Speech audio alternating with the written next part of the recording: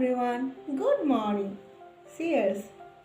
এইটো আকৌ সেইটো বুলি নাভাবিব, এইটো আমাৰ অসমৰ ঠেকেৰা পানী। এইকেইদিন ইয়াত ইমান গৰম পৰিছে, গাটো ধুই পেলাই ভাবিলোঁ ঠেকেৰা পানী এগিলাচ খাই লওঁ। ঠেকেৰা পানী এগিলাচ খাই ল'লেহে গাটো অকণমান ঠাণ্ডা লাগে। বৰ মজা, বৰ বঢ়িয়া লাগে। আজি এতিয়া ইমান গৰম পৰিছে, ভিতৰতে আপোনাৰ 27-28 আৰু বাহিৰততো আপোনাক ক'বই নালাগে। মই বাহিৰখন দেখাম বাৰু, উতলি আছে, অসমেও চাব পাত্তা নাপাব।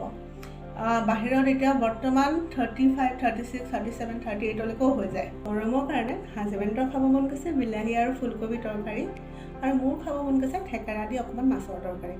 চ' সেইকাৰণে ভাবিলোঁ দুজনৰ সংমিশ্ৰণত কিবা এটা নতুন ইজি আৰু চিম্পল বনাবলৈ চেষ্টা কৰোঁ। চ' ভিউৱাৰ্ছ, বাহিৰত ৰ'দৰ কিবা দেখিছেনে? একেবাৰে নক'ব আৰু। মোৰ ঘৰত পিছে ফুলকবি আৰু বিলাহী আলু এনেকৈ আছিলেই।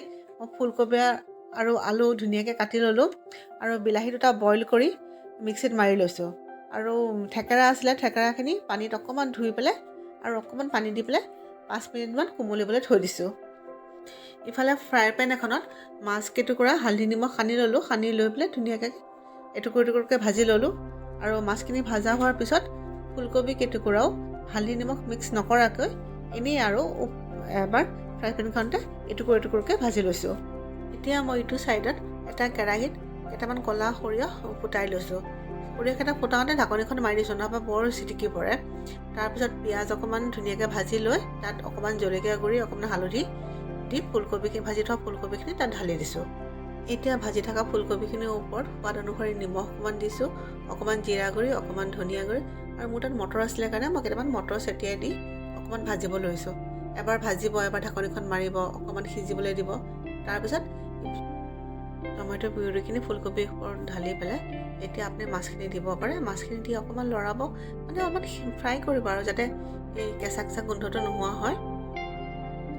মাছখিনি আৰু তৰকাৰীখিনি ধুনীয়াকৈ ফ্ৰাই হোৱাৰ পিছত আপুনি এতিয়া গৰম পানী আপোনাৰ হিচাপ অনুসৰি, যদি আপোনাক বেছি জুলীয়া লাগে বা ডাঠ লাগে সেইটো হিচাপত গৰম পানী অকণমান ঢালি দিয়ক। মই সাধাৰণতে মানে বেছি পনীয়া হ'লে ভাল নাপাওঁ। মই অকণমান মানে তৰকাৰীখন গধুৰ হ'ব লাগে আৰু ভাতকেইটা মখাকৈ খাবলৈ পাব লাগে, তেতিয়াহে মই সোৱাদ পাওঁ। আপোনালোকে হিচাপত পানীটো ঢালি দিব আৰু অলপমান উতলিবলৈ দিয়ক। যেতিয়া তৰকাৰীখন ধুনীয়াকৈ উতলিবলৈ ল'ব, মই আপোনালোকক আগতে কৈছিলোঁ নহয়, মই পুদিনা ধুনীয়াকৈ শুকুৱাই থৈ দিওঁ। সেই শুকাই থোৱা পুদিনা মই ধুনীয়াকৈ তৰকাৰীখনৰ ওপৰত হাতেদি মোহাৰি পেলাই অকণমান ছটিয়াই দিছোঁ। আৰু লগতে এই পানী দি ভিজাই থোৱা ঠেকেৰা পানীখিনি 2 চামুচ বা 3 চামুচ আপোনালোকৰ সোৱাদ অনুসৰি দিব, দি পেলাই অকণ উতলিবলৈ দিয়ক। আৰু যেতিয়া উতলিব, মই ওপৰৰ পৰা অকণমান কেঁচা মিঠাতেল ঢালি পেলাই ঢাকনিখন বন্ধ কৰি দিছোঁ। কিয় খোলাৰ পিছত তাৰ স্মেলটো মই বিৰাট ভাল পাওঁ। মই সাধাৰণতে তৰকাৰীখন লোহাৰ কেৰাহীতে বনাওঁ, আৰু ইয়াত মই বেছি বাচন বৰ্তন গোটাইও লোৱা নাই, কাৰণ যোৱা সময়ত এইবিলাক এৰি থৈ যাবলৈ মনটো বৰ বেয়া লাগে। চ' ভিউৱাৰ্ছ, আমাৰ তৰকাৰীখন অলমষ্ট ৰেডি হৈ গৈছে। আপোনালোকে যদি ইচ্ছা কৰে কেইটামান কেঁচা জলকীয়া ইয়াত ফালি দিবলৈ পাৰে। আৰু গৰমে গৰমে ভাতকেইটা ধুনীয়াকৈ খাওক, আৰু মোৰ জুতিটো কেনেকুৱা পালে কমেণ্ট বক্সৰ যোগেদি জনাবলৈ নাপাহৰিব। আশা কৰোঁ আপোনালোক সকলো ভালে থাকিব, আৰু মোক এইকণ সময় দিয়াৰ কাৰণে অশেষ ধন্যবাদ।